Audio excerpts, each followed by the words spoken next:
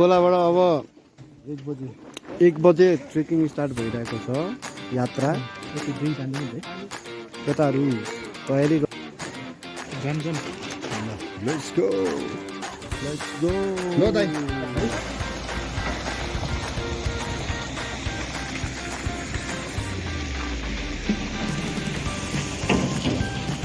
खुसीको खबर, आज हिउँ पर्ने सम्भावना छ अरे। ल अब हाम्रो यहाँदेखि त 4 व्हिलर बन्द भइसक्यो। हामी अब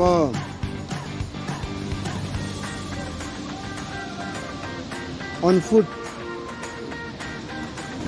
पवित्र खोलाको अगाडि 2टा पवित्र वस्तुहरूलाई लिएर हामी यहाँ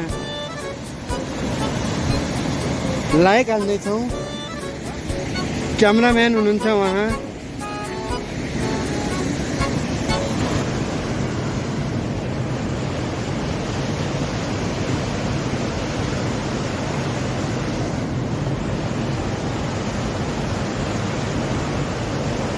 विरासन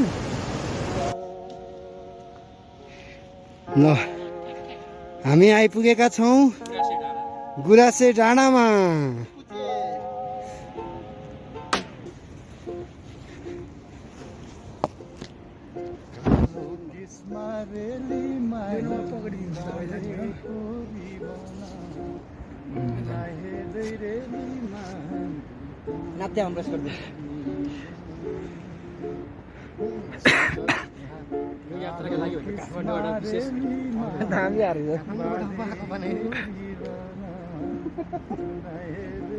अनि आज के छ हाम्रो मिजा सरलाई?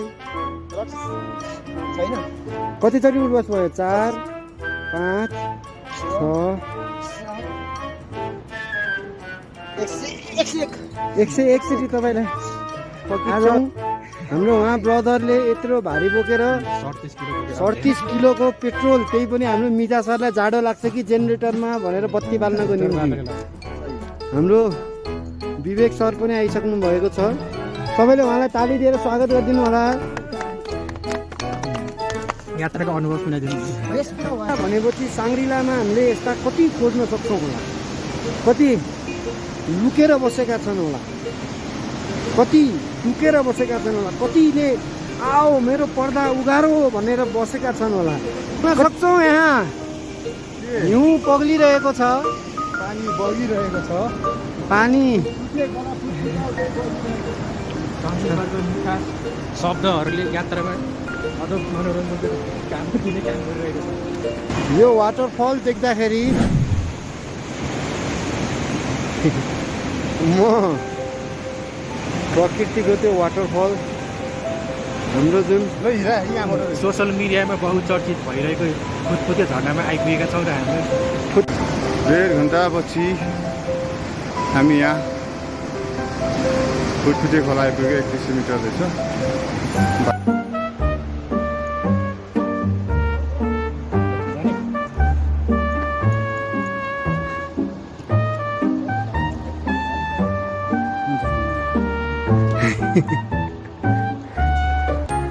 के अरे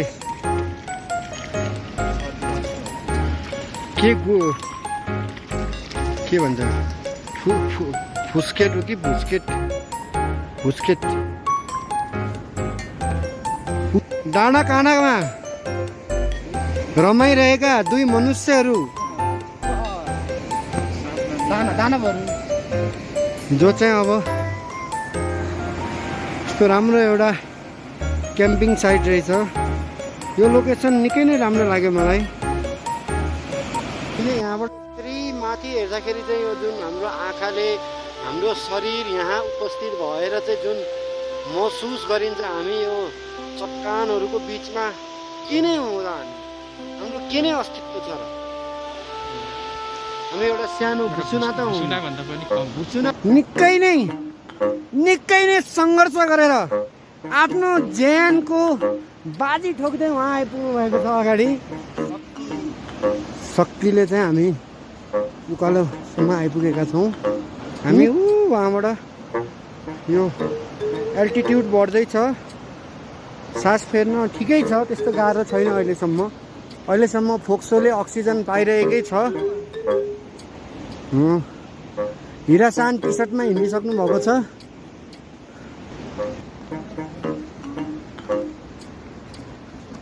यात्रा चलि नै रहेछ। कोही थाके छन्, कोही कफी खाएर एनर्जीमा छन्, कोही अब जे सम्भव भन्दै हिँडेका छन्। यस्तै छ यात्राहरू। लगभग अघिको त्यो ठाउँदेखि आधा एक घन्टाको फरकमा हामी गुफा फाट भन्ने ठाउँ आइपुगेको छौँ। गुफा फाटमा आज हाम्रो बास होला जस्तो छ यसो विचार गर्दाखेरि।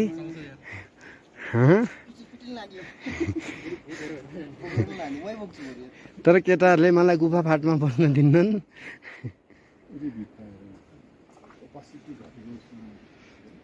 साँझको 5 बजेको छ। मौसम एकदमै कुहिरो कुहिरो भएको छ।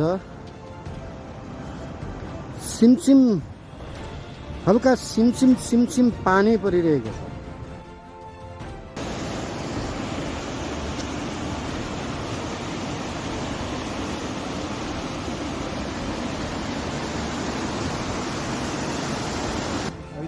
कृपया ब्रिफिङ गरिदिनु होला यहाँको स्थिति। म निकै नै थकित छु।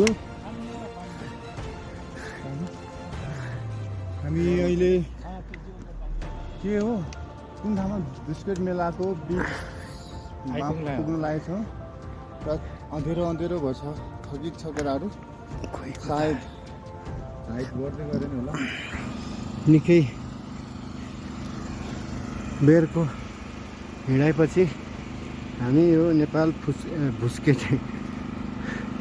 भुस्केट मेला माइकल स्वरूपुन नम्बर रहेछ। 6:30 बजे बिस्कुट मेला आइपुग्यो। सिमसिम पानी परिरहेछ।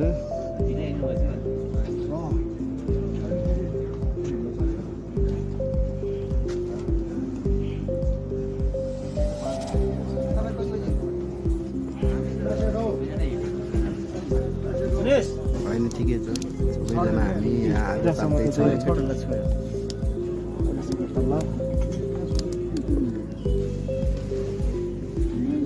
आगो छ बिचमा। ग्याप एकदम धेरै भयो मेरो चाहिँ। हिरासान निन्जा जस्तो देखिराख्नु भएको छ। निन्जा कुमार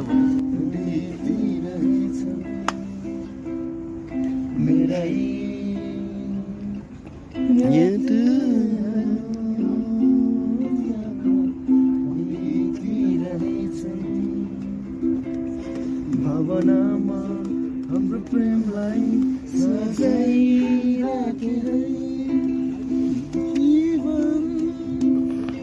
यो जीवन बनि आउला बादल बनी त्यो रमाइलो गाउँमा। हाम्रो पानेजीले आज चिसोको दबाई भन्दै एक फुक मार्नु भएको छ। मिराजीले आज अर्को कुरा खान नपाएर अर्को कुरा भन्नाले जे पनि हुनसक्छ। उहाँजी चाहिँ हामीलाई पिट्युङ फर्काएर बस्नुभएको छ। किन हो थाहा भएन। म केवल एउटा अदृश्य व्यक्ति जस्तो यहाँ देखिरहेको छु। सरगमहरूमा चाँदनी रातमा सञ्जीवा सही। We are at around 35 and 50 meter feet altitude मा।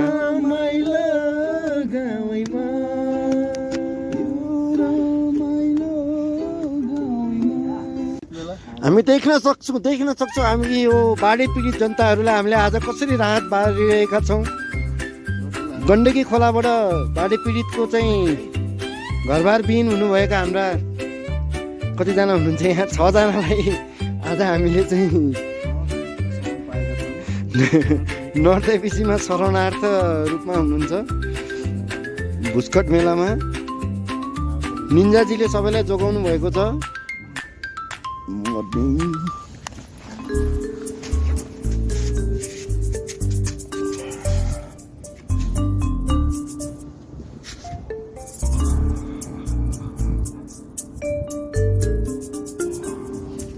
ल केटाहरू जागरुक रूपमा उठिसकेका छन् र अब हाम्रो यात्रा अगाडि बढ्न गइरहेको छ।